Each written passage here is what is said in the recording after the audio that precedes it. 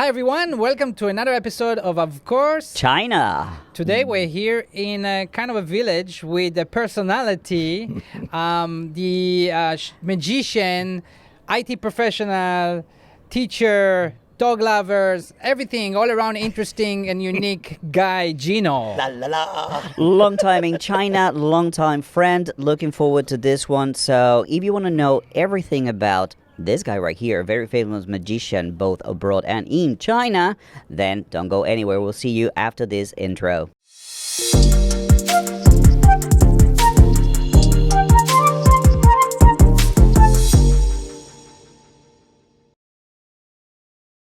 All right, Geno, welcome to the show. Hello. It's an absolute pleasure. Can't even speak. Allow me to have some coffee. Thank you. Geno, where are we now? I mean, you just recently moved here. What can you tell us about this? Okay, well, actually, I can't tell you a lot because my wife moved here while I was away on a show. I was in Sanya in Hainan in the Pirate Island. My wife said, okay, I'm moving, so she's moved. But we're on an island in Human. We're about 5 minutes away from the Opium Museum? The Opium Museum. The Sea Battle Museum. Yeah, the Sea Battle Museum. So, we're right on this island. We've got this kind of like Chinese-style village house, and we are on the roof. Yeah. I have to say, driving here was a little bit complicated. Do you get Meituan? Mate, I've literally been home 2 weeks. I have no idea. I haven't even driven out of here yet. So, But I mean, this is very unique, right? Because the vast majority of foreigners in China live in nice residential gardens with gardens. Yes. And this is a village. Yes. And this is not the first place that you lived in a place like this. Right. Yeah? Why you like living this way? Because I don't like people. No. Scratch that. Okay, as you guys know, I like making things. I like building things. It's one of my kind of hobbies in life. And my wife's the same. We have dogs, which we'll talk about later, I guess. I like to renovate. So we find old-style Chinese houses that are super cheap, and then I throw a little bit of money at them and paint and decorate and build my offices and stuff like that. But it's more where we are that I like. I mean, behind me now, it's like really quiet here. Right behind us is the river. Going to get a boat, stick it on the mooring, and it's just nice and relaxed. I'm not too keen. I'm from London, so inner city. As I'm getting older, I like living out a little bit more out now, you know. Right. A lot of foreigners wouldn't even, they would think it's maybe run down or whatever, but the experience here is what brings you. Yeah, I mean, it's everything. The price, a few things together. The price is not really the issue. I mean, obviously we because we're renting, like most of us here, it's nice, and we rent privately. Right. A lot of people in these gardens, of course, they're working for the companies, so the companies are paying their rent. Whether or not they would be paying 10, 15,000 a month out of their own money, I don't know. But no, we just like it. Over the years, because, we've all known each other for years, and I think you guys, both of you, have been in China 1 year longer than me, I think. Oh, he's more than a couple more. Yeah. Okay. Well, I came 2004. And over the years, I started in Nanchang, and then over the years, we've moved out and further out. Right, me too. I always say I moved further out from Dongcheng, right? Yeah. In the expatville. Yeah. Or whatever you call it. I mean, absolutely, the fact of living out here, it's way more complicated. I mean, there's no Western food delivery and everything else. But, being in a mixed marriage, that's one of the cultural issues that you go through anyway. And you drive, so you can pretty much go whenever you need to go anywhere. How big is this place? This house? Is it it's a 3-floor. Well, you could call it a 4-floor. 4 bathroom, 5 bedroom, 3 living room. Right. So it's a typical Chinese family house, right? Yeah. When you sent me the pictures about this place where we're shooting, I said, we gotta shoot there. Just let's hope for not too much sun, because the river at the back. That's one of the. And I have to say one of the things. You were one of the people who actually suggested that we take, of course, China out on the road. And we took your advice, and here we are. Right. Yeah. We're outside. This is like the roof balcony. Yes. Yes. Really cool to be. And behind us over there, we've got the little barbecue area. I mean, literally, I've only been back 10 days, 2 weeks from Sanya, so I haven't had a lot of chance to really do stuff yet. Why don't we talk a little bit about Sanya? What were you doing there, and Okay, well, I can honestly say that I was super lucky. Like everybody else during this pandemic time, especially in the entertainment world, we were the first things to go. I mean, on January 25th or January 24th last year, I was on the stage in Shenzhen, Happy Valley, getting ready for the comedy festival, of which I've done 18 times now over the years. And it was really funny because all the bosses know me there. They like me. They keep booking me. So I guess I must be doing something right. So I'm standing on stage doing my sound check. And suddenly the bosses are waving at me saying, Geno, stop, get off the stage. It's like, what have I done? And I was actually getting quite tearful. And they said, go back to the hotel, go. I was like, what? And I was really, really tearful about it. Had no idea. So I get back to the hotel and I'm kind of worried. And then the promoters who were at the hotel suddenly told us what was going on. So back in the car, drove home. And like everybody else, I spent the next 3 or 4 months in the house. Everybody doing went back, or everybody. Because you're a foreigner? No, everybody. They shut Happy Valley down, literally. So I get home. Then a few months later, I get a phone call from a very famous American illusionist who's a friend of mine for many years called Franz Harari. And he has a huge mega show going on in Hainan, in Sanya. Well, the same time as I was being shut down in Happy Valley, their show was being shut down. Now, they had a whole pile of Western American magicians over, a huge show, multi-million-dollar show, and the money men behind it in Beijing were freaking out because they're just dropping money. They're hemorrhaging money every day because the show's not open. So Franz says, are you available to come and get this show up and running again? And so myself, a Korean friend of mine who was in China, 2 Taiwan magicians and a guy from Macau were the people that were here and, for much of a better word, were capable enough to do this big show. And so we reopened the show. This is, if you don't know, Sanya, Hainan Island. This is, I think, it's a holiday city. Equivalent to in the US you getting a show in Las Vegas or something. Yeah, well, very much so. Yeah. I mean, Hainan Island, I look at it as being like Chinese Bali. Bali, yeah. Yeah, it's kind of like a holiday resort, mostly Chinese. There's an awful lot of Russians there. Right. All the major hotels have huge resorts with private beaches. I mean, it's a beautiful, beautiful I think the island. Russians get preferential visa treatment for them. they land on the island and then they get. But I mean, you were there because you are a magician, right? I am. Yes. I'm a comic magician. I met you 2005 because of IT. So here we go. Yeah. Okay, very, very quick. Let's go. Yes, it's a lot of stuff. Okay, so I started magic as a kid, but a family thing. I went into the Royal Marines in England for a few years. While I was there, I was injured. I was a bit of a computer geek as a kid. So I did my degree in computer science during my time in the Marines when I was injured. Afterwards, over the years, I've sort of put money into computery type things, and I owned a computer company in England. When I came to China, which I came on my magic, a friend of mine said, "Oh, can you do a website?" And then other friends started saying, "Can you do the website?" So I set up a company here, and that's how we had met. a company for a few years here. Yeah. I had it for a few years. At that time, I was basically doing all the IT stuff for pretty much every Western that were here at the time. Yeah, because there was no one else. There was a market open. To give you an English service. Yeah, very much so. Yeah. Right, but the main thing for you all of your life really is the show business. Yes. I would say, right? Yeah, well, and that's why I had to sell DevTech in the end, because it got too big, it got too busy, and I couldn't balance both lives, you know. For somebody who's watching and has no idea who you are, I mean, how big were you in the UK? For example, before you came here? Because I know you were big, but they don't. No.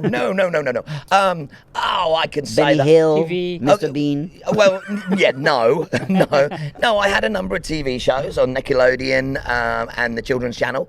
I found my market. I started off as a street performer in London, Covent Garden. I worked all around the world on the street over the years, but I found my niche audience, which is general family, end of the pier shows. I've had kids' TV shows on Nickelodeon, the Children's Channel, and a few other things. I toured with my own show for a few years in England.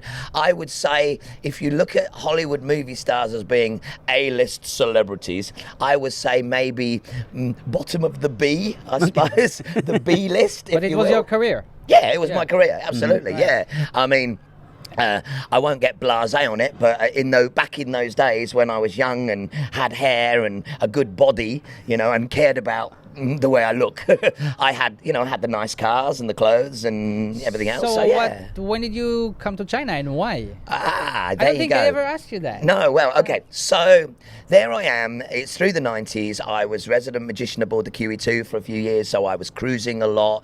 I was doing a lot of corporate work. It's like any career. 1 minute you're doing a pile of TV, next minute you're doing a pile of corporate, next minute you're doing a pile of theatre, next minute you're doing cruise ships.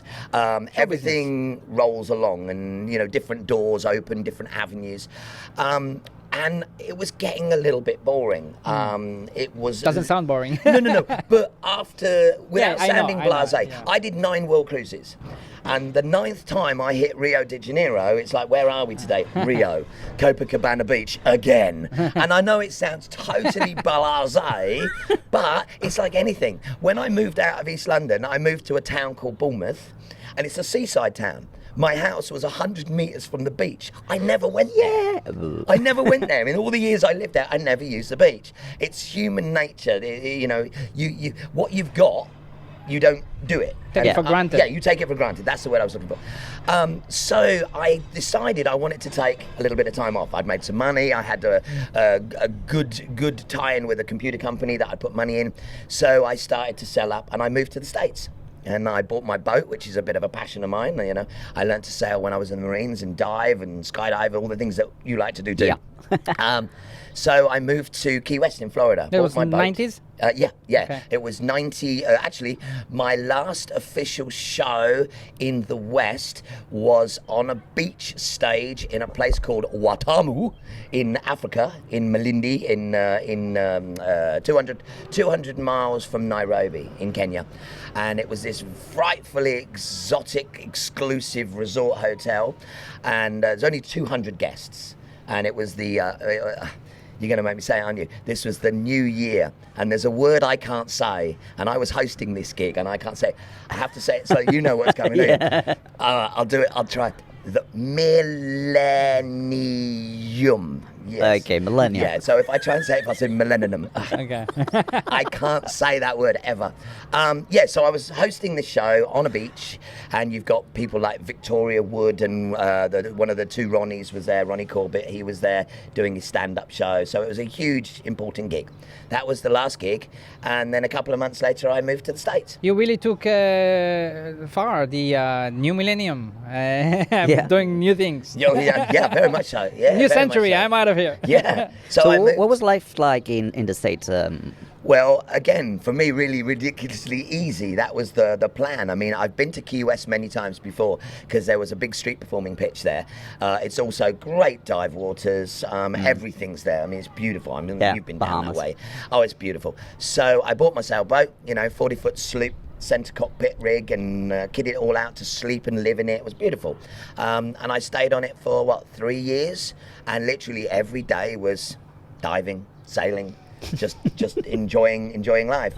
And after 3 years, I was bored out of my mind. I know that sounds terribly blasé again, but I was bored out of my mind. So I went straight back onto the cruise ships.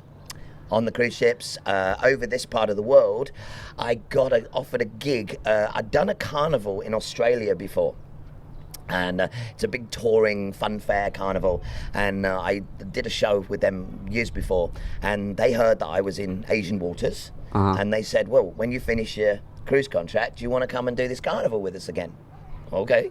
So I did. So I was based in Perth, and we were doing WA, Western Australia. Then I got a call from a promoter, would I like to come to China for a show?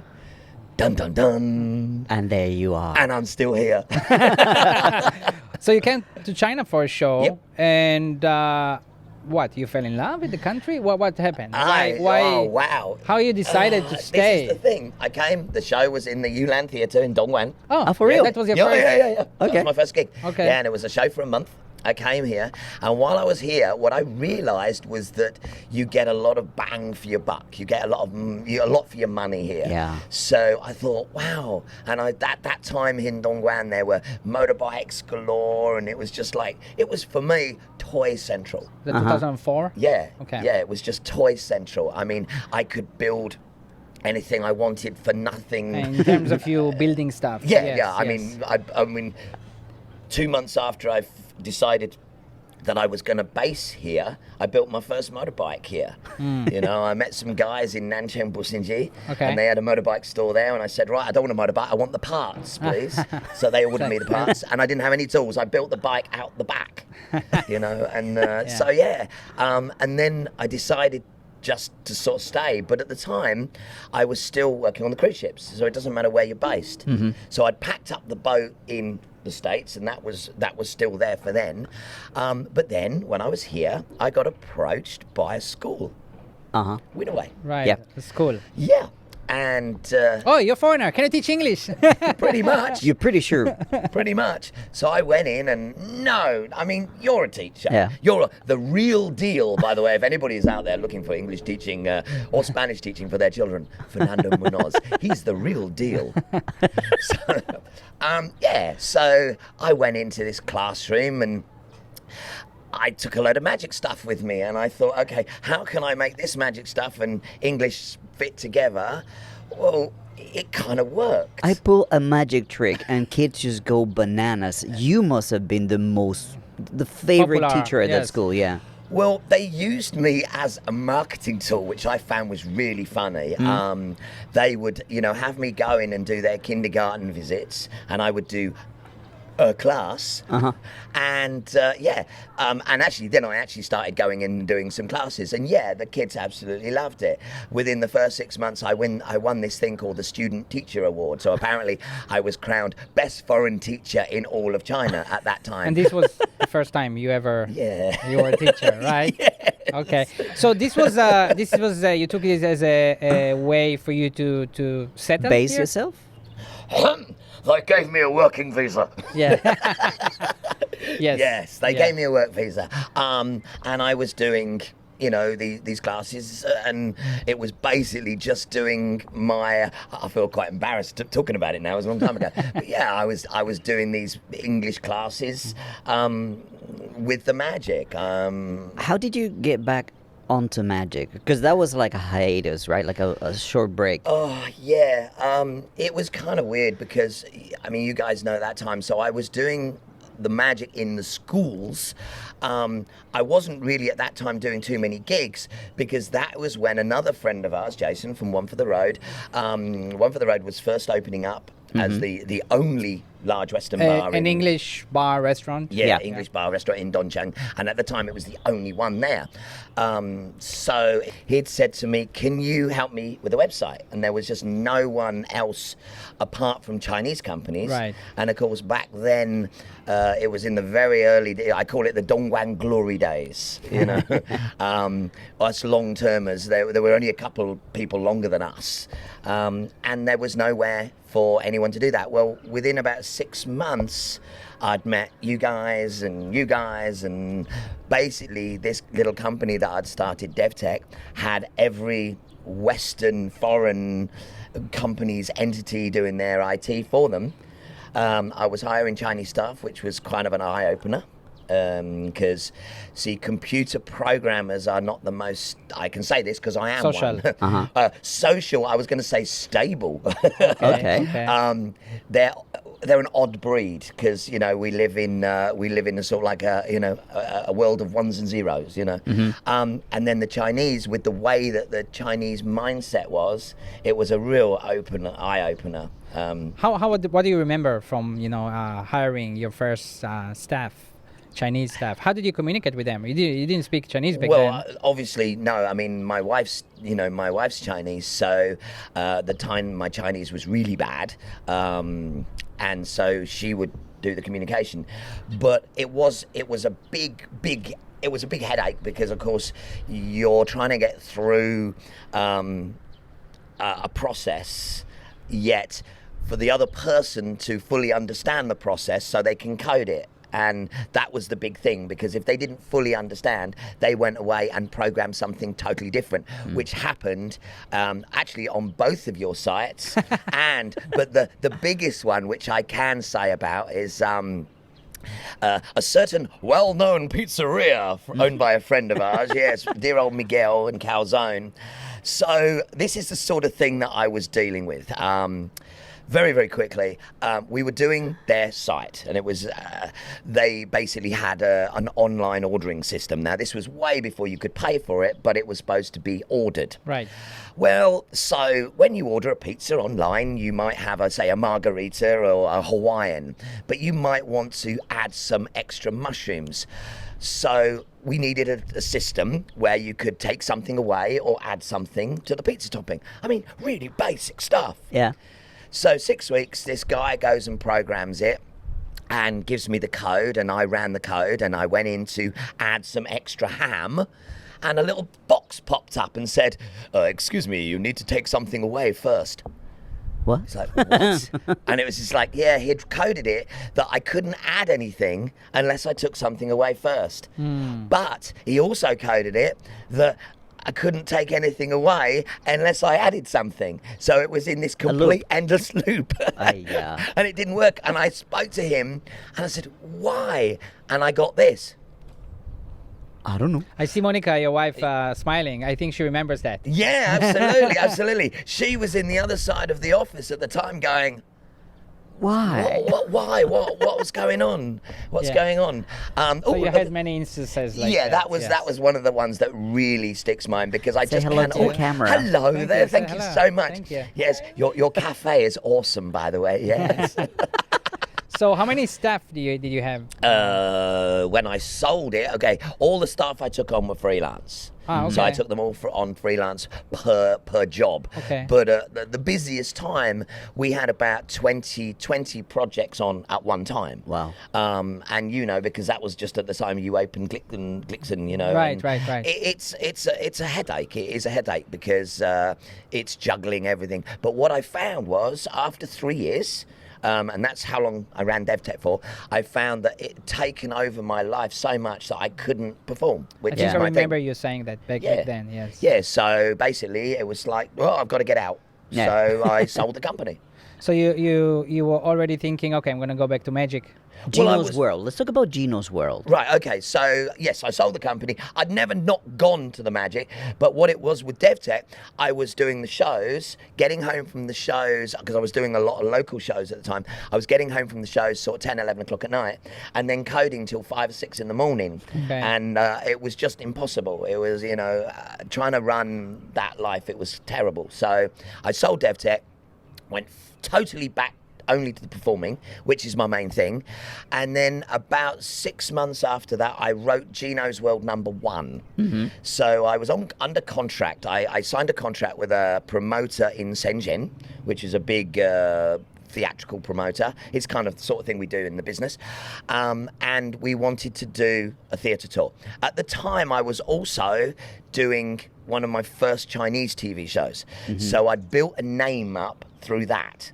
Back in that day, social media big time was Weibo, and we had at that time I'd got over to something like 1.5 million followers on Weibo at that time. Wow. Yeah, so it was kind of big at the time. Still have that account? No. Why? Because we'll get to that later. That all got shut down. I wish I did, especially with the way that social media's gone now. Right, Because at that time there was no social media. Yeah. Not in the way it is now. Right. So yeah, so I was ahead of the game and I didn't even realise it, and then I lost the race. Yeah. But yeah, so I wrote Geno's World #1. Geno's World was a family-friendly theatre show.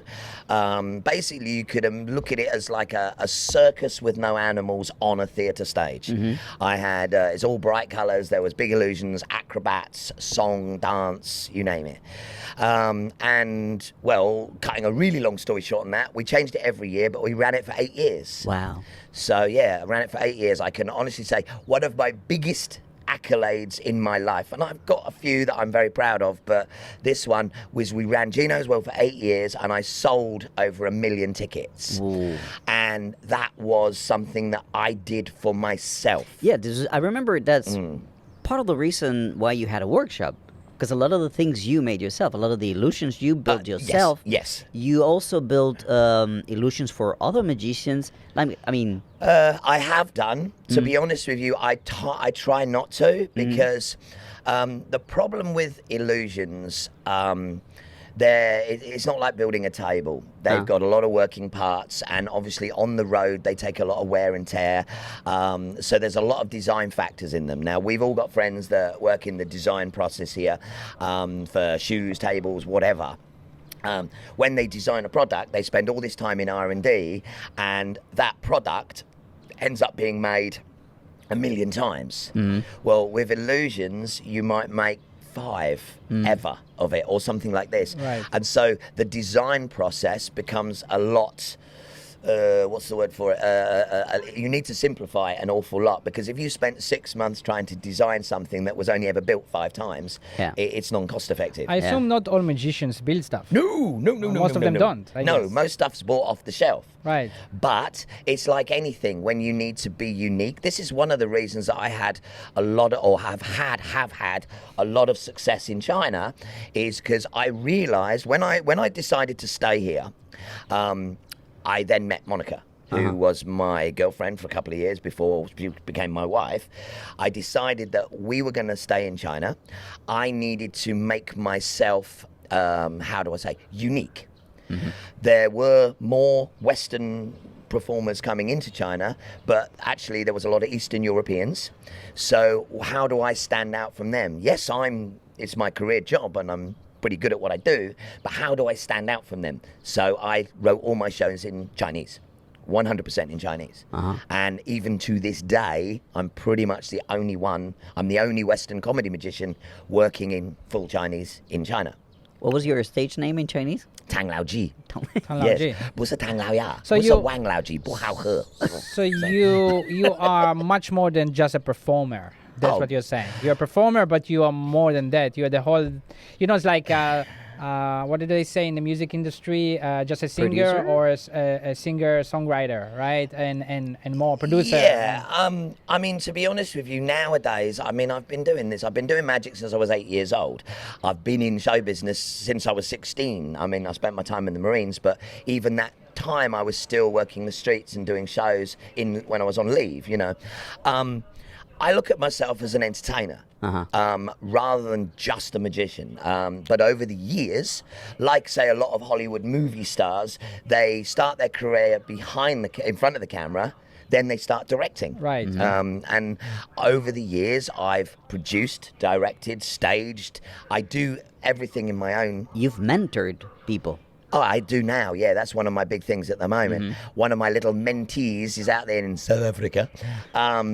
A guy called Vian, and he is now pretty much South Africa's biggest TikTok star. Wow. With almost 12 million followers.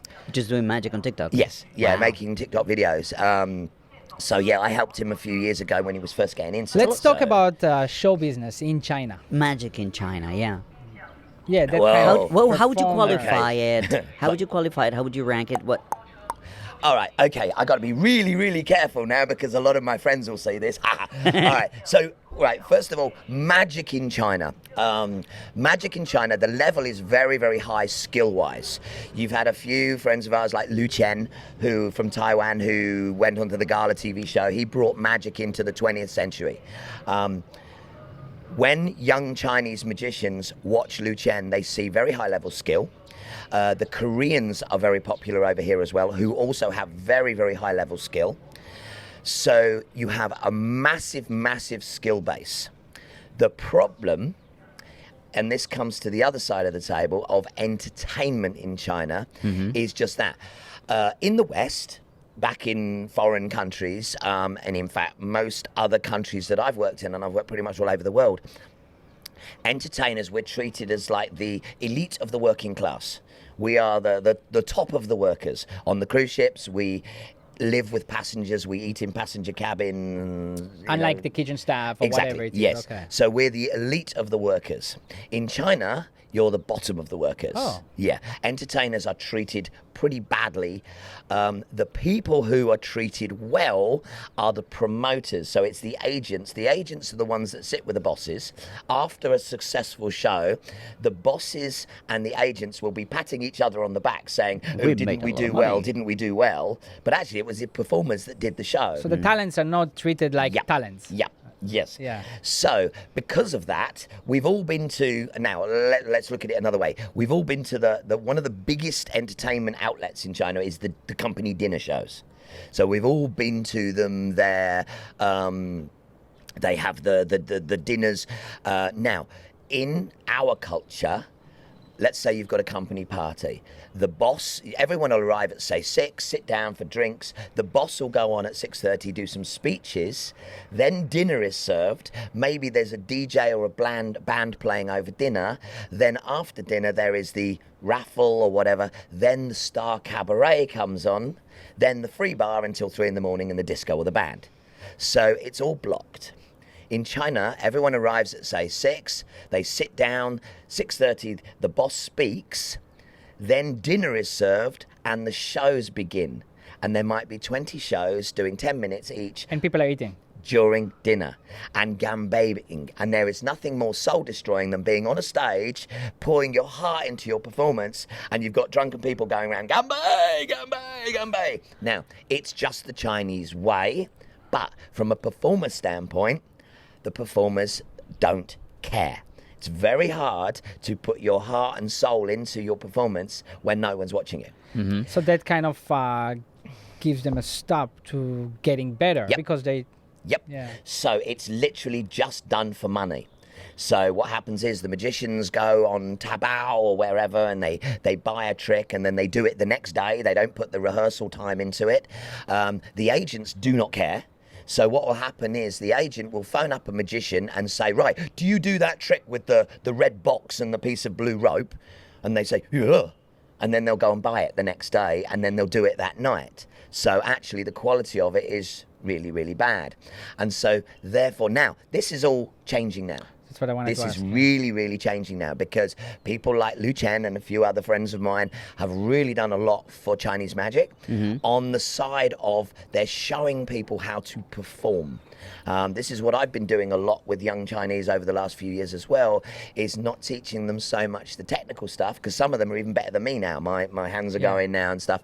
But I've got a lifetime of performing experience. So I'm How to walk helping them. crowds. Yes. Yes. Yeah. What gets them excited? What gets them to notice you? Yep. Stuff like that. Yeah, absolutely. Yeah, I mean, any theatrical performance, whether it's singing, drama, or anything else, you take your audience on a journey, and you don't just flat line the whole thing. You take them up on hills and up and down and up and down and up and down. You know, you start strong, you finish even stronger. You have middle bits to let people breathe. I mean, it's a huge psychology behind it, and this is something that takes years to learn, but you have to understand it in the beginning. Is there a magician's school, like a Hogwarts? No, just kidding. But is there a magician's school in China? Well, actually, no. You're funny enough you say that. There are a couple of schools out there called Hogwarts now. Yeah. Not so much. No, there aren't really magician schools. What we have in the magic world is magicians' clubs. Around the world, we have the IBM, which is the International Brotherhood of Magicians. That's a worldwide thing now. In every country, there's what's called an IBM ring. Sounds very official, doesn't it? An IBM ring. Ring 92, ring 226. And there are many rings. There's a ring in Shenzhen. It's like chapters. Yeah, exactly. Just like chapters. Like Toastmasters. Yes, exactly like that. So somebody goes and sets a ring up.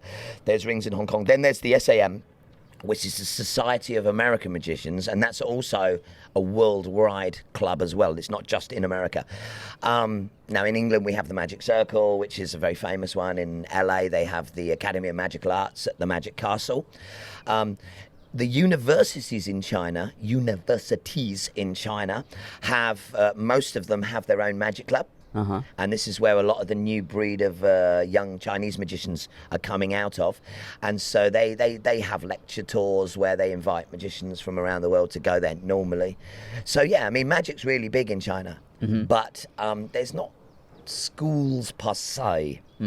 The schools that they have in China are the acrobat schools. Oh, okay. And it's the traditional Chinese acrobats, the circus kids, and they basically all learn the same thing. And it's really interesting to watch. You promised to teach me how to juggle many years ago. I still can't juggle three. Really? Just juggle Okay. two. Well, That'll we've be got B-roll three for this show. beautiful Canon cameras. This is great that you mentioned this, because my question, Yeah. the question I want to ask is, how much talent do you really need to become a great magician, and how much is just it's skill? You just practice and. Well, okay, it's a very difficult question to answer because it depends what you want to do with that. You see, magic is a hobby. It starts as a hobby like Right. anything else, whether you want to be a skateboarder, Or play the a guitar or juggler, play whatever. the guitar or Yeah. whatever. Yeah. There are many facets of magic. There are many different areas Right. of magic. Right. So, and after studying a short while, you realize the bits that you like. Some people want to do close-up magic with cards. Some people like coins. I mean, I've got friends that have never picked up a deck of cards ever, but they've never got coins out of their hands. And you hear them walking down the street, chink, chink, chink, chink, chink. And they're incredible dexterity with the sleight of hand with Right. coins. It's So unbelievable. Fernando can I have ever juggle. With the cameras. The camera is already La, la, la, juggling. la, la, He's la, la, already la. juggling. I'll do it if she says yes. Yeah. Okay. No, I have a question. I got this little kid at my center. Every weekend she walks in with a little different trick, right? And some of them I can get, and some of them I don't understand. Here's the thing. Let's say I want to be a magician. With this magician code thing where you don't disclose the tricks, how can I learn to be a magician? How do I? Do you know what I mean? How do I become a magician if I the think- code is secret? I think you learn the tricks, but how? How do you get there? Okay, first of all, so I'm now 54. So I'm no spring chicken now. So I have to make this about myself. I started magic when I was 8. So I was a member of the Junior Magic Circle in the UK, and I had to sort of almost swear an allegiance to magic secrets.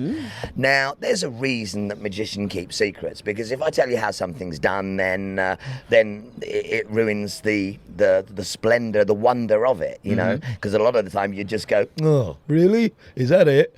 So it's best to keep the secret, you know, because you walk around and you go, oh, he took my nose, but, you know, oh, look, it's a thumb, or whatever, you know. Nowadays, we're living in a time of social media. You can go to YouTube, you can find Google anything now. Within the magic world, there's a huge anti-social media vibe with a lot of magicians that want to put their secrets above patriotism and stuff like this. Actually speaking, I think it's rubbish. We move with the times, and now people can go to YouTube, they can go there and learn a lot of magic. If you want to have a stable base in magic, then you need to learn your fundamentals. There are a series of books. 12? There are a series. Sorry. There are 12 fundamentals, I remember. Yeah. You sent me a book yes, once. Yeah. There are 12 principles There of you go. magic, but the fundamentals of magic are much greater than just those 12 principles. The principles are vanish, appearance, transposition, that kind of thing. When you talk about the fundamentals, it's understanding the different facets of magic, the base. And so it's all much lower level. Now, you don't get that from YouTube videos. You go to YouTube videos, you watch how to do a singular trick, a singular effect, and then that's it. But you don't understand it. That is more complicated what you're saying, right? So Oh, that's really fundamental. Yeah. and You need to get it through experience Yeah. and from others. I mean, if you looked at it from a sport point of view, anyone can run down the road.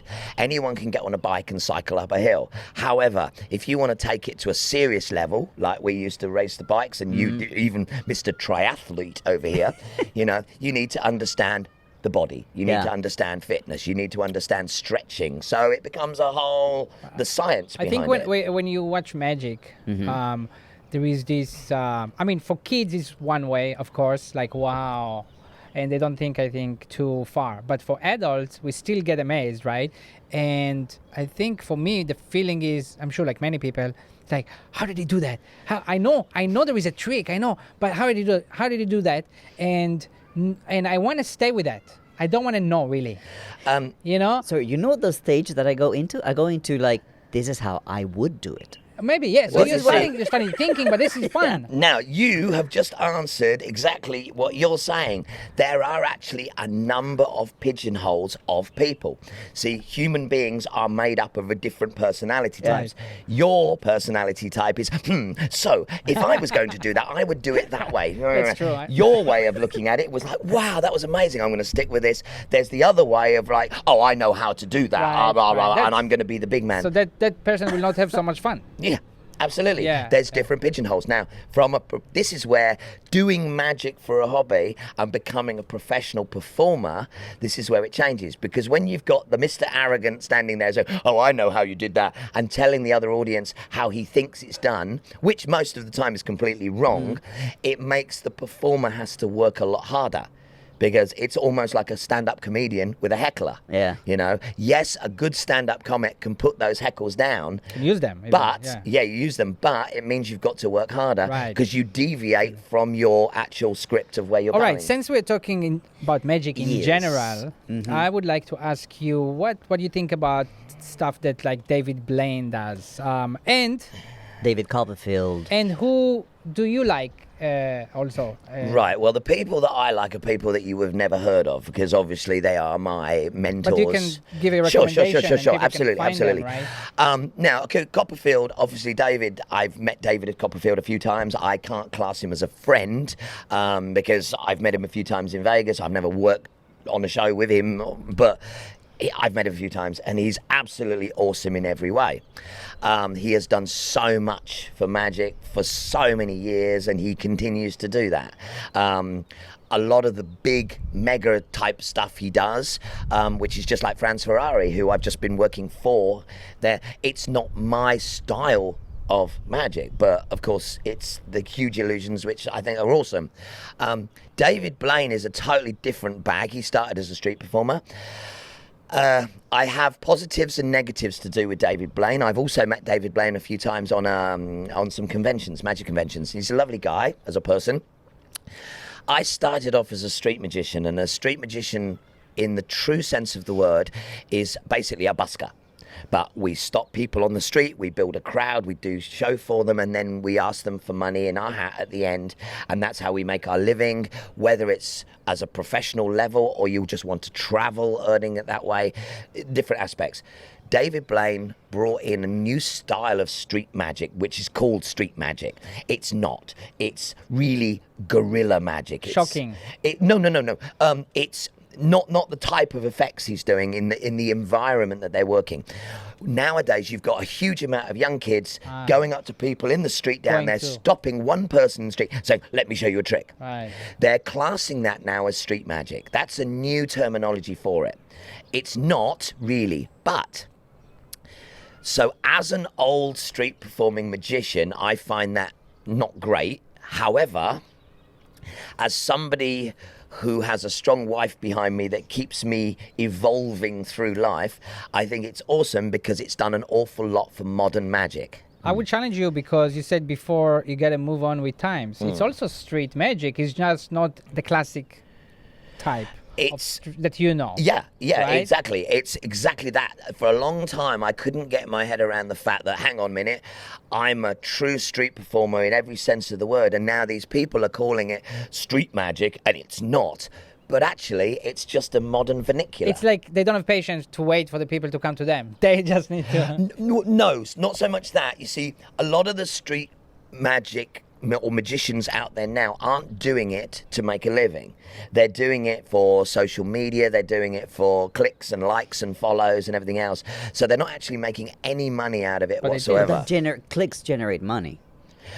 Majority of the young magicians out there aren't trying to do it for that. Like I say, my friend Vien from South Africa, yeah, he's making an absolute fortune. I mean, he's just bought a brand new Audi TT with his nearly 12 But million I think the followers. ones that don't, that's their goal anyway. As well. Yes, there's a different. The one thing within all entertainment factors, one thing that is huge is the ego factor. You know, as a performer, you want to be loved, you want to be liked, you want to be adhered, if you will, and that's the ego factor that comes into it. So, yeah. Okay. yeah. How is the go back to the relate this to China? So how is the performers circuit in China? You said before a lot of Eastern Europeans. Yep. Is that because they are talented or they are cheaper or which one is that? No, it's because somebody made a phone call and said, "Come, there's lots of work here for you." Yeah. Literally, that was it.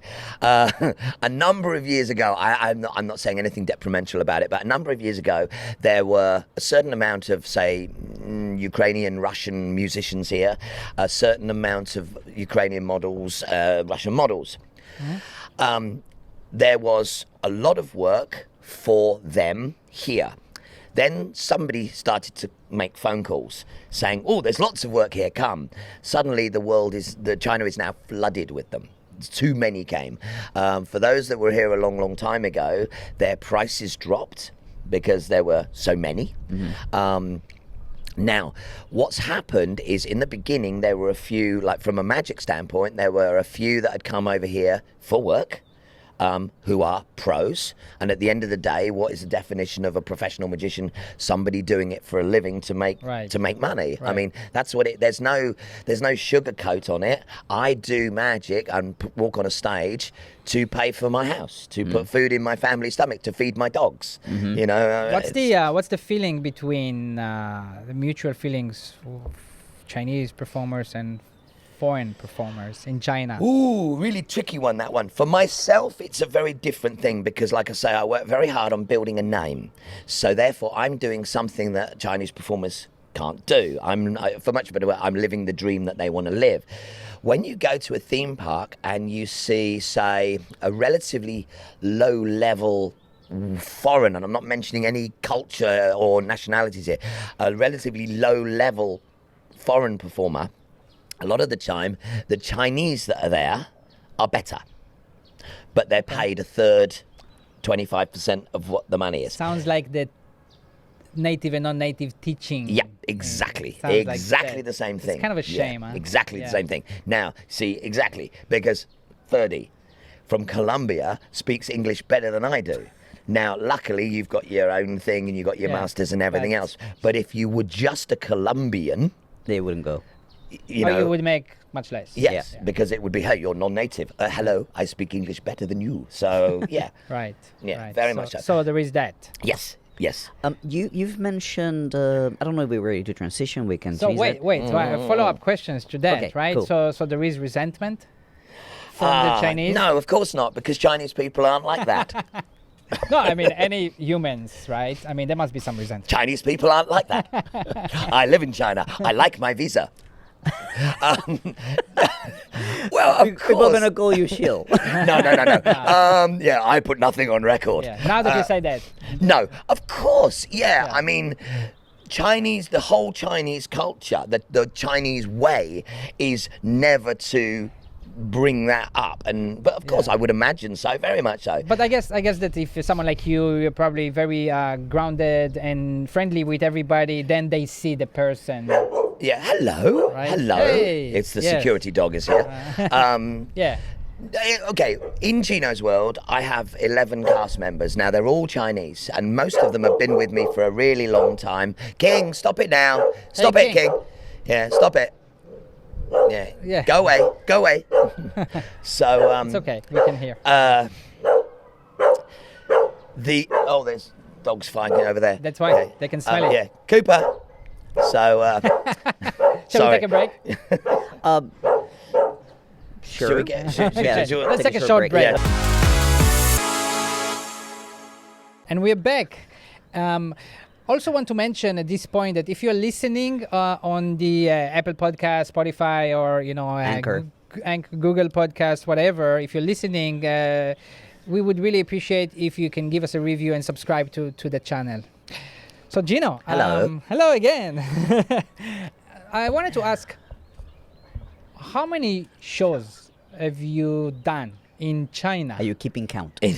In China? Yes. Wow. You said that you had you sold 1 million I tickets. sold 1 million tickets In over 8 total, years with yeah. Geno's World. With Geno's now, that's just one piece of the puzzle. I mean, obviously, there's the local shows, and then I sort of zip all over China for dinner shows, gala shows. I used to do a lot of close-up dinners for Huawei, which was kind of interesting. I was like the gift during the lull of business talk. And it's lucrative too. Oh, very much so. Yeah, very much so.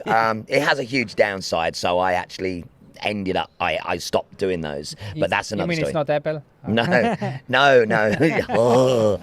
No. Corporate work is very lucrative. The problem is with corporate dinners such as this, they have a tendency to be cancelled at the last minute. Yeah. And the problem is when you put all your eggs into one basket. I had this back in the UK years ago when I used to do a lot of things for British Airways.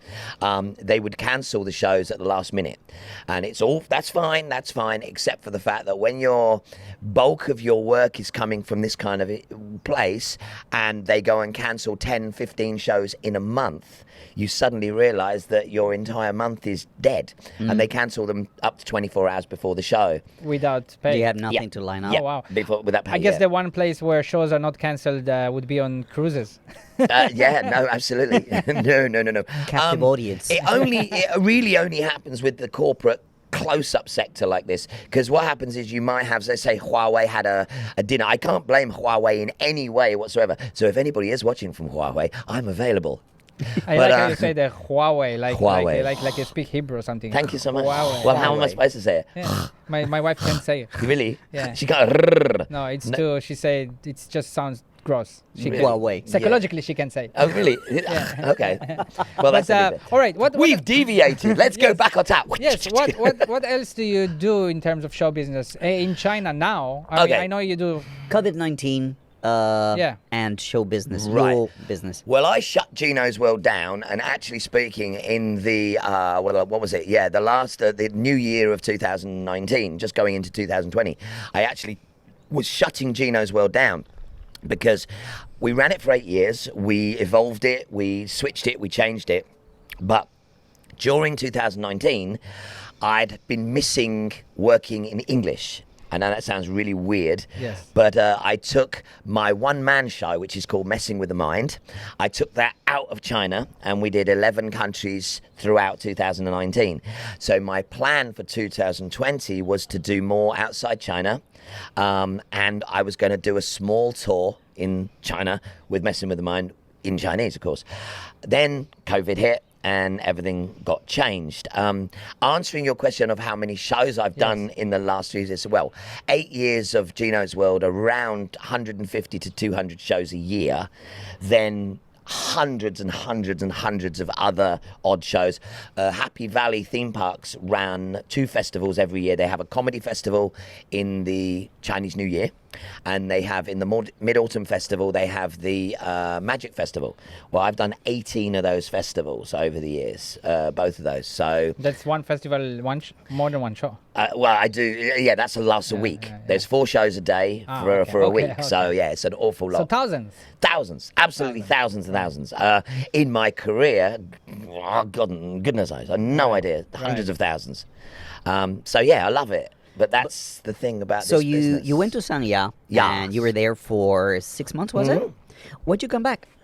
Okay, so the contract was originally for 3 months with a 3 weeks rehearsal. So I got there, so that's like 4 months. Then they extended it for another month. Then they extended it for another month. And like I say, I'm not a spring chicken anymore. It's very much living in hotels all the time and working on those kind of shows. It's a little bit of a young man's game. There's more to life than just working now. And I miss my wife very much and my dogs. As all of us, we're all dog people, and you guys know that, yeah. So I miss my dogs very much. Well, so, you have 2 dogs now. Yeah, 2 dogs at the their moment. Right now we've got Cooper and King. Cooper and King. Yep. And King has an interesting story. Ah. Yeah, Well, we how gotta do talk about you- that. Actually, all our dogs have interesting True. stories. I remember Shahei. Shahei was the first dog that we rescued. Right. He was living stuck on a pole for 2 years on a 1.5 meter tether on a piece of grass, sand, about like this table, really. The tether was in the middle. He had 1.5 meters diameter, so he could go to sleep there, eat there, poo-poo here, and play here. Well, after a while, a couple of months of seeing this, he was a wonderful dog. So I bought him from the owner. I had to, he was there as a security dog, apparently. Yeah. So I bought him on the condition that I put security cameras and metal spike railings into this person's house, which I did. And we had Shahei for, well, he died at 13 years. Wow. So we had him 11 years, and he was a wonderful dog. You had to go all out to rescue this dog, and you personally rescued it. It's not like you went to a shelter. No, and we got found him. He Right. was in the village where we lived. Then King came along 4 years ago. We've had King now for 4 years. He's 8 years now. Very, I know you want me to say I the want story. the story on, yeah. All right, so it's kind of emotional, and I don't want it to make me look like, and I also don't want it to affect my Be visa. vulnerable. Yeah. It's not going to affect your visa. So one day I'm sitting in our old house and having my morning coffee, and I hear my wife screaming outside with Shahei barking, and she said, they're killing him, they're killing him. So I saw this tree outside our house, and there was a dog, a golden dog, Chinese dog, flopping with a rope round its neck, literally flaying like a piece of meat hanging in a butcher's, flopping around, and there was these So two struggling guys. for life. Yeah, there was 2 guys hanging him. So I grabbed a meat cleaver, I ran down and I sliced the rope. The dog fell to the ground. The 2 men came at me, and I had a meat cleaver in my hand, and I spoke in Chinese, of course. I went, really? Are you serious? Anyway, Gender? they both backed off. Monica said, put it down, because my wife was a bit crazed, yeah. So I put the knife down. One of the men, how do I say this in an eloquent way? His bottle went, his courage went, and he backed away. The other guy came. We got into a scuffle. Again, like you're ex-paratrooper, you Krav Maga, Something came out. Yeah, I was ex-Marine, so even though I'm older now, so I had a little bit of a tussle with this guy. Once he calmed down, I said, right. And we found out that the owner had sold the dog to another guy for meat.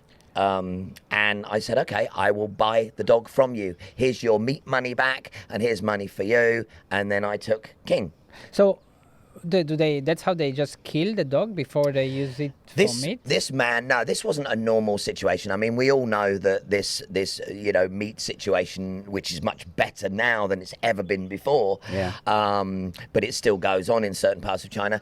This was a horrible human being who had this dog for the first 4 years of his life, decided that he barked outside his house, and he just didn't want him anymore. So rather than trying to find a new home for him in any way, he just sold him to a mate of his, and they were going to skin him and eat him, and so...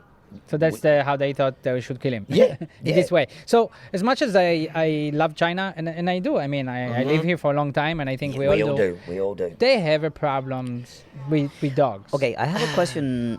What do you think? Hear me out for a second. Yeah. Do you think the government should forbid this? Because if they forbid it, it becomes like drugs. You forbid drugs, and then the illegal market appears. What could be done? My answer: education. What do you reckon? I have to follow you on that one. It's education. You see, we're talking about, it's a really tricky thing. I mean, I'm from England, right? We go back 500 years in England. Domestication of certain animals and certain ways in England 500 years ago is completely different to how it is today. So you have to, we hear the term Chinese way thrown around an awful lot for many, many things. And having lived in China for nearly 2 decades, like we all have, you have to accept the fact that, yes, there is things called Chinese way, and the way they look at things is different than the way we look at things. And some of things absolutely repulse us. Mm-hmm. So how does that change? I think in my opinion, Yeah. I think some things should be forbidden. I mean, it's forbidden in many other countries, right? It's not exactly like drugs. I think it's not like, oh, I can eat dog, now I want to eat dog. Maybe a little bit. But So you think legislation would go a long way? yes, I'm sure legislation will go a long way. Education, obviously, super important too, right? I haven't seen education for that with my eyes, but I guess because we live in a place where it's not really a big issue. What I this see part. is Yeah. a lot of reflection of some sort of education that's taking place. I mean, a lot of pet shops, a lot of pet hospitals. Think about 15, 20 years ago. How many pet hospitals were there? Dr. Ren and just that one other? Now you see one Right, every a lot, every corner. yes. Yeah. So this new generation of Chinese people are learning and growing up actually looking after the dogs and taking care of their dogs. While the market for dog meat still exists, I thing- think that mentality is changing. The thing is that it's not just dog meat. Even if they forbid it, it's deeper issue that can only improve with time because of how maybe young as a nation they actually have dogs as pets. Stuff. Let's say even if they don't eat dogs, there's still going to be things like. The dog, after 4 years, the dog's barking too much. I don't want him anymore. Yeah. Let's just put him in the street. Now, having said that, of course, in every country you have some bad people. People like that, Right. absolutely. I mean, you absolutely, have yes. people in the US that... England has- But there are laws, and these people can go to jail. They can go to jail here. Well, some of them escape, but yeah. Yeah, but they No, can go you- to jail here. Yeah, no, you're absolutely right. I mean, we have a lot of the domestic animal laws in the UK nowadays, and those laws are heavily enforced. Right. But you still have people that Yes. a puppy's not for Christmas; it's for life. They have it and then they dump it in the woods, and it happens all the time in our own cultures. Yes. I think one of the biggest things that I see in China, and it's not just with domesticated animals, it's the fact of Chinese culture is a certain way.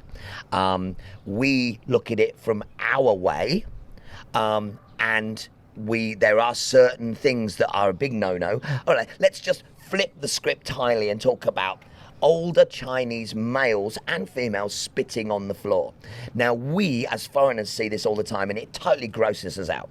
A lot of younger Chinese also, it now grosses them out. Yep. However, I've managed to track down why they do it.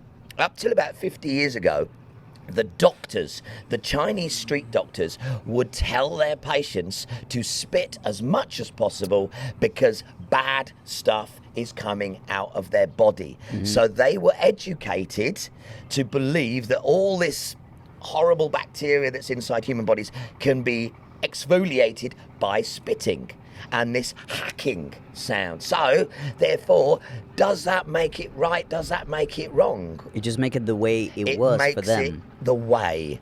And I agree with that. Yeah. Yeah. So, But with- like cruelty to any being yes. is bad. Yes. Yeah, Now, we can all agree on that. This is totally. So, but this is the whole point: is where is the solution?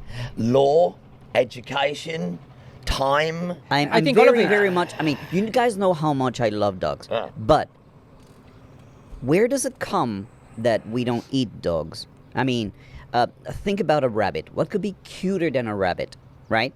And we We eat rabbits. But even let's say you eat Yeah. dogs, even you eat an animal, there is also a way to kill it. Correct. I think Humanity, humane. Yes, yeah. absolutely. Now, you take certain Western brands that come under the spotlight often for their supposed cruelty of their farms or getting the Chickens products. or whatever, Absolutely, right? Yeah. Absolutely. So, who are you talking about? Come on, say the name. Not this spring chicken. no. I'm Yeah. just thinking. I'm just thinking that there's culture behind it. There's how we There grow is, up, and yeah, the kind there of is. emotions that we attach to certain animals. Yeah. I mean, a pig is very smart. A cow is very. Some cows even play football. I mean, but we're fine eating beef, right? A dog is very lovely, and it's for us. It's hard to. Yeah, this is the whole recruit thing. to This is something the whole lovely. thing. But isn't you know it? what's interesting is like when let's say just as you came to China or even before, you couldn't see, you didn't understand Chinese culture. Yeah. You probably would be like, no, this is wrong, and they're assholes. This is why. Now, here's the thing. If I was back in London now and I was having this conversation with a couple of Yeah. typical guys that have never been to Asia before, there's no way we could have this open debate on the table Nuanced. saying Yeah. basically things that they would just be going, oh, And How can actually, you're sympathetic to this, right? They can't Yeah. understand it. No, It's okay. no, I mean, you yeah. have to understand Yeah. Chinese way. Yeah. And we're not here to change a country. We're not here to change a culture. I think the country is changing by itself. Absolutely. But I have to say, there are. Yeah. I don't. I mean, we're not here to change the country, no. But we're here living, and anywhere you live, you may Want to improve it? help to move to change, and you are. I think you are by just doing what you're doing. Sure. Not like overly trying. You know what I mean? There are many activists, foreign activists, rescuing dogs. You know, those stopping those trucks. Yes. Actually, there are more Chinese activists even. Than Oh, absolutely. foreigners, for Foreigners, yes. sure. Absolutely, and that is absolutely. great to see. Yeah. There are many How do Chinese you activists. find your rescues dog? Because you got to rescue the one Right. where you rescued him from the rope. Well, right now, so Shahei, who passed away a couple of years ago after a long, happy life, we already had King then from the rope. Yeah. We just before I went to Sanya, we met a Taiwan lady here, who's big part of a Taiwan female dog group, if you will, and they're quite wealthy. They've got a big factory here, and she rescues dogs from wherever she literally finds them, and then puts out dogs for adoption. So we met her, and one of the dogs that she had is a little 2-year-old. Again, we only go for the Chinese dogs because What is it? People say Chinese dogs. Yeah. What do you mean? Okay, so basically what I mean on that is, you know exactly what I mean. You just asked Yeah, me to but say they it. For the don't. audience. I'm asking for the audience. Right, What is a so- Chinese dog? A Shar Pei it's, or a Chihuahua. Yeah, that's Mexican. here, as you well know, so you have the full-breeded Western breeds Like that everybody knows: boxers or- boxers, yeah. Goldens, Yeah. Retrievers, Labradors, Rottweilers. Rottweiler. You've got Rottweilers, Rottweiler now. yes. So, but then you have in the West, back in England, we call them mutts. We call them, Yes. mixed mutts. They're Yeah. just, mongrels. Well, there's a style of Chinese street dog, and they're obviously just breeding on the streets. If you trace their origins back, a lot of them do come from things like certain Japanese breeds. They're wolf breeds. They've mostly pointed ears, Spitzer breeds. And they seem to be well inbred there. Well, those are the dogs that, in my and my wife's mind, have a far more of a raw deal than any of the bred dogs. Yeah. Because bred Sure. dogs, people, and you guys are both, we know, you guys are real dog lovers like we are. A lot of rich Chinese now are having Western breeds just as a status symbol. They're not really dog people, but at least the dogs are having a home. Yeah, it's better than not. The street dogs are the Chinese just They're not the first choice. They dismiss them like they're just nothing. When we first saved King, we had Shahei at the time. Now Shahei was completely neurotic. He wouldn't interact with people. He wouldn't interact with other dogs. Every time we had people to the house, he was totally untrainable. I mean, he literally was. He was a cuckoo. I mean, you both met Shahei. Yeah. Yeah. Awesome dog, beautiful dog, but totally mental. So there was no way we were going to be able to have a second one while he was alive. And the interesting is also not Yeah. everybody can handle adopting this kind of dog. No, Right. it's true. Now, so we weren't planning on keeping King because of Shahei. Luckily, I had the factory where I had a lot of space. I was building all the illusions downstairs. But we took King over to a rescue centre in Champing, I think it was. It was a Chinese-owned rescue centre. They took one look at King and they wouldn't take him right. because he's a Chinese-branded street dog. So we But better they didn't take him than taking him and absolutely, yeah. So because my dog now, Yeah. just a small story, my dog now, Wei Wei, he's a Rottweiler with Yeah. 3 legs, right? And his story is that a lady in Shenzhen rescued him from the trash site. Yeah. And he couldn't move. He was paralyzed.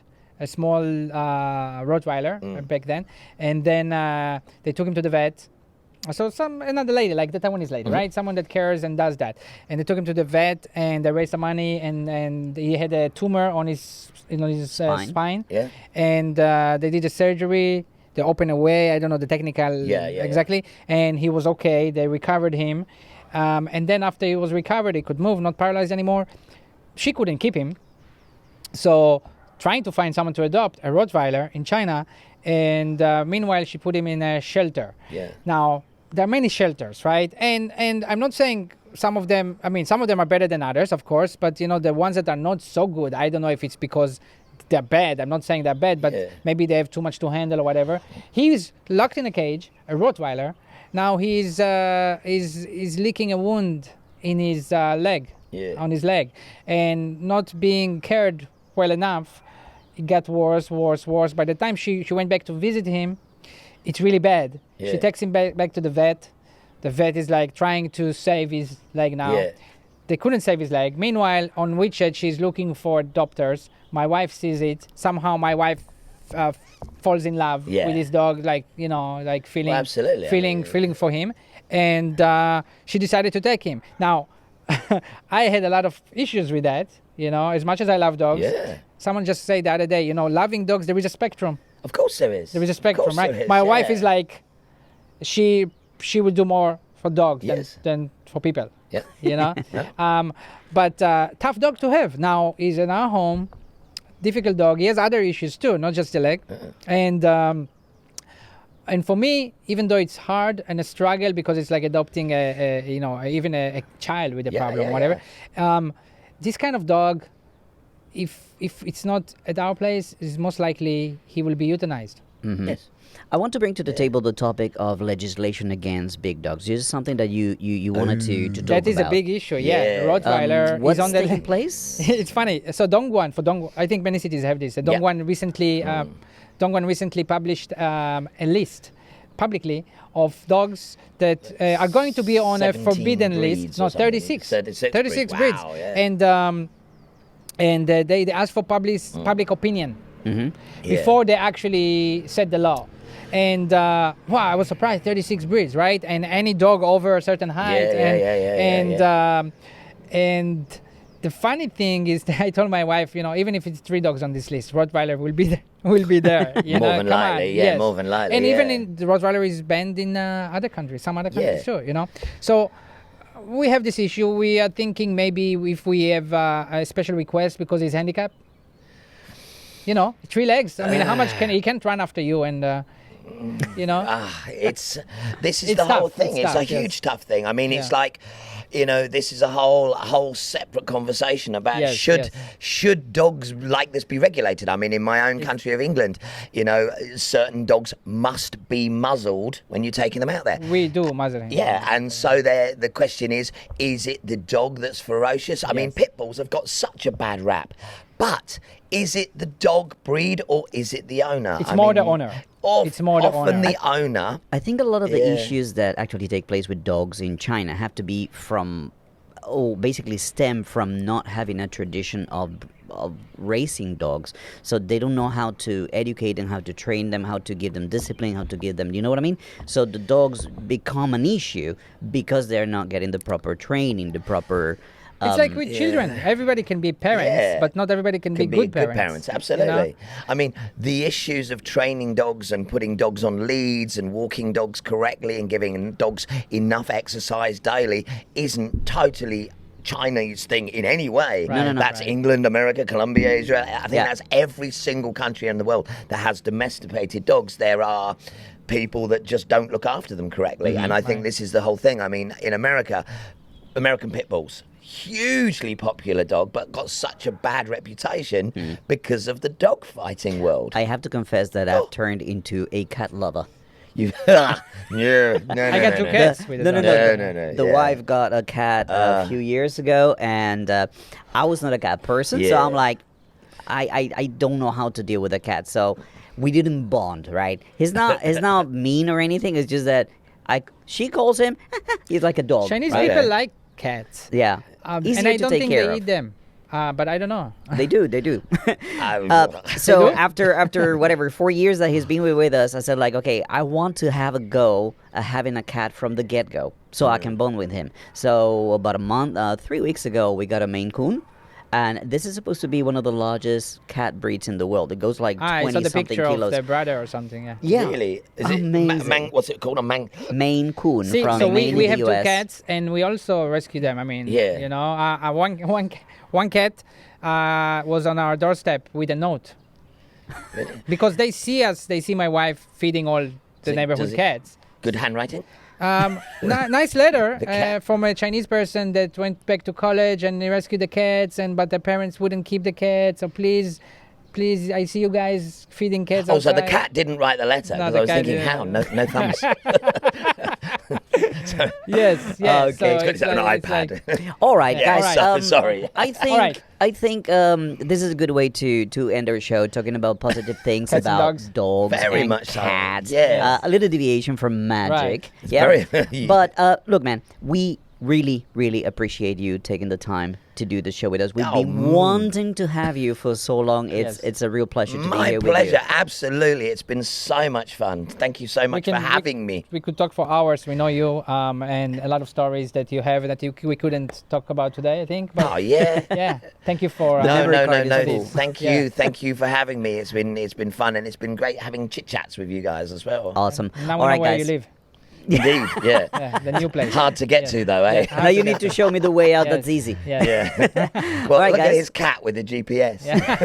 Yeah, he can ride, so of course. All right, guys. So thank you very much for watching, and you know what to do. If you like this video, give it a thumbs up, and if you like the content of my channel, then consider subscribing. And don't forget to listen to this podcast on Yeah, Spotify. give us reviews, give us comments, help us grow. And until we see you again, this has been, of course, China.